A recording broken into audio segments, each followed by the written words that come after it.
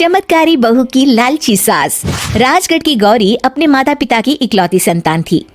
गौरी के पिता मेहनत कश किसान थे। वो सारा दिन खेतों में काम करते। गौरी अपनी माँ का किचन में हाथ बटाती।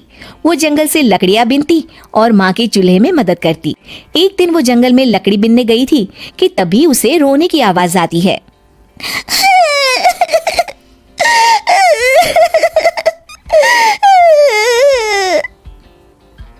अरे, यहाँ कौन रो रहा है? इस जंगल में भला किसी के रोने की आवाज? जरूर कोई जंगल में फंस गया होगा। वो देखती है तो उसे एक परी दिखाई देती है जिसका एक पंख टूटा होता है। अरे, तुम कौन हो और क्यों रो रही हो? मैं परीलोक की रानी हूँ। पृथ्वीलोक में घूमने आई थी, लेकिन देखो ना, मेरे पंख ही टूट गए। अब मैं कैसे उड़ान भरूंगी? अरे, इसे जोड़ना तो आसान है। रुको, मैं अभी जोड़ देती हूँ। ये कहकर गौरी लकड़ी और रस्सी की सहायता से पंखों को जोड़ देती है।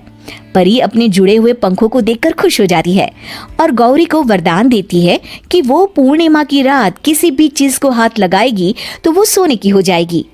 लेकिन गलती से अगर उसने किसी इंसान को छू लिया तो वो अगली पूर्णिमा तक सोने का ही रहेगा।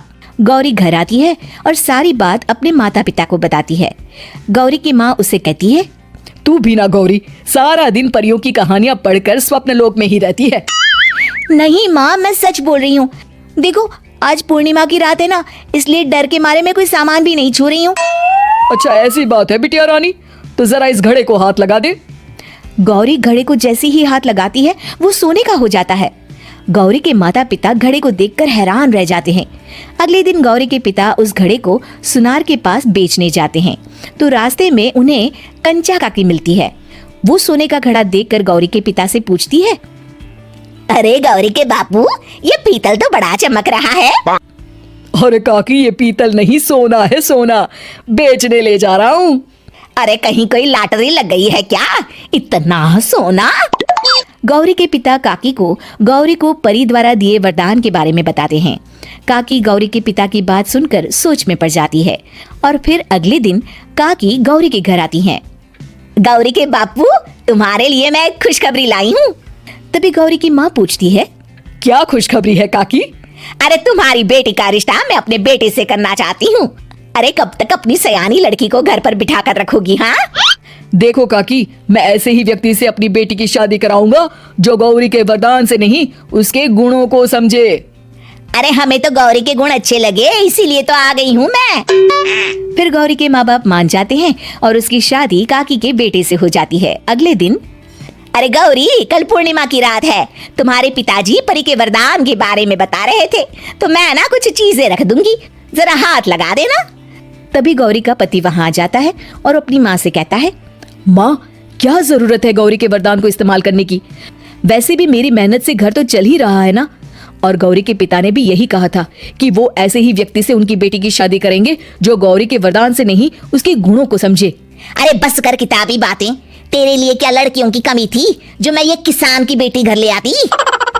और सुन गौरी, कल अगर तूने सारी चीजों को सोने का नहीं किया तो मैं तुझे घर से निकाल दूंगी और अपने बेटे की दूसरी शादी करवा दूंगी, समझी?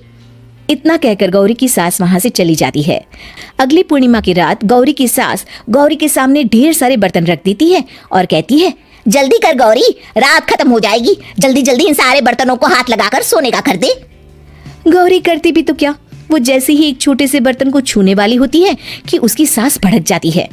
क्या मजाक बना रखा है? इतने छोटे से बर्तन में क्या होगा? ये ले, ये बड़ा वाला बर्तन। जैसे ही बड़ा सा बर्तन लेकर गौरी की सास उसकी तरफ बढ़ती है, वैसे ही बर्तन के बाहर से वो धड़ाम से गिर जाती है। सास को गिरा देख गौरी उन्हें संभालने दौड़ती है और वो सास को हाथ लगाकर कहती है, अरे सासू माँ, क्या हो गया आपको? कहीं चोट तो नहीं लगी ना?